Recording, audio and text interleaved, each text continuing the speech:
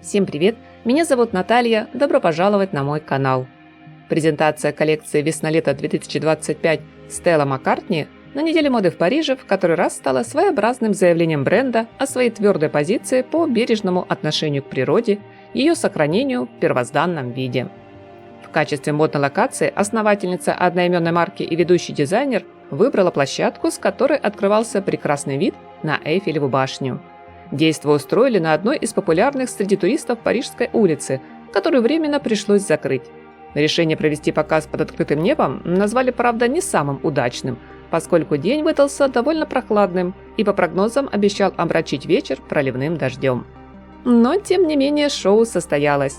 Ряды для зрителей были заполнены до отказа, ведь желающих познакомиться первыми с новой линейкой именитого бренда оказалось даже с избытком. Каждого из гостей ожидал небольшой презент в виде белой кепки с надписью и газеты The Stella Times, эксклюзивного издания объемом в 4 печатных страницы, где разместили подробное описание подхода британского дизайнера к роскоши и ее достижения к осознанной моде. Газета даже содержала небольшой кроссворд. Она же стала заметным аксессуаром в нескольких образах, с которых стартовало шоу.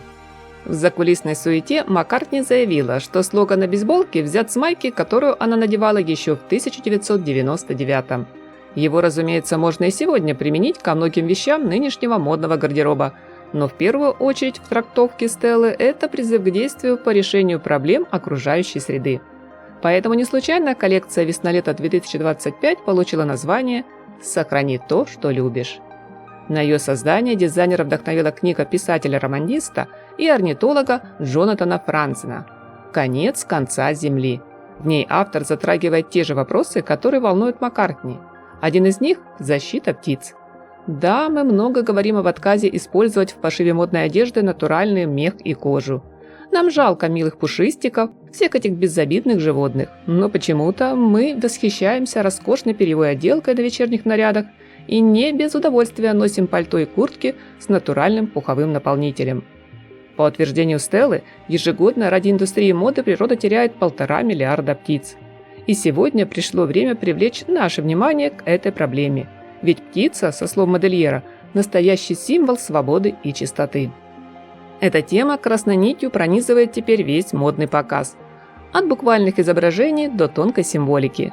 Например, голубая рубашка с завязанными за спиной рукавами вызывает ассоциацию с птицей, сложившей крылья после полета, а длинный шлейф, сопровождающий часть нарядов, похож на птичий хвост. К птичьему силуэту отсылают подчеркнуто широкие плечи с жакетовой тренчей, блузы-кейпы из эко-кожи и тончайшего шифона, словно наполненные воздухом юбки, платья и топы с изящной драпировкой и сборками.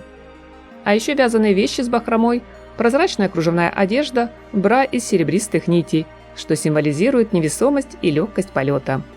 С главной идеей коллекции напрямую связана роспись по ткани либо аппликация на сетке в виде голубей, золотые ожерелья, брелок на сумке и эффектный браток в форме птиц.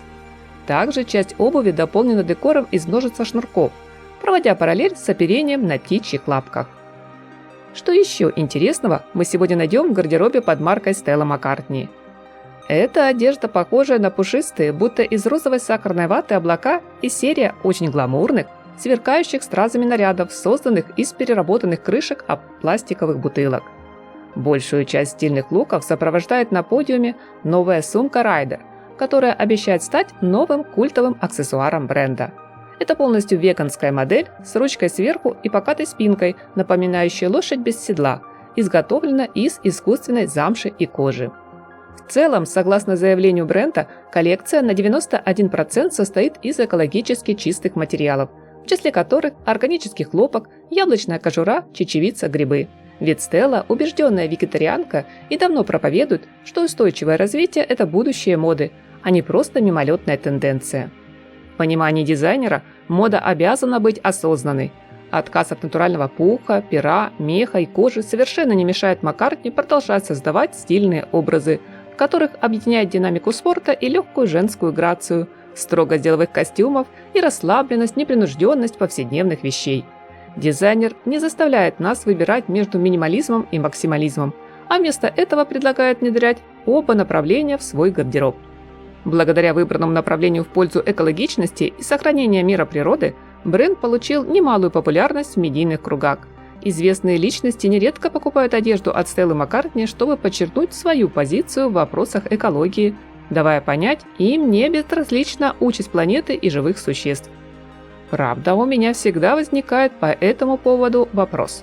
Насколько безвредным для окружающей среды является непосредственно само производство и обработка всех эко-версий? В соцсетях давно на эту тему не утихают жаркие споры. Например, есть твердое убеждение, что переработанное красиво лишь на подиумах. В жизни это вещи односезонки.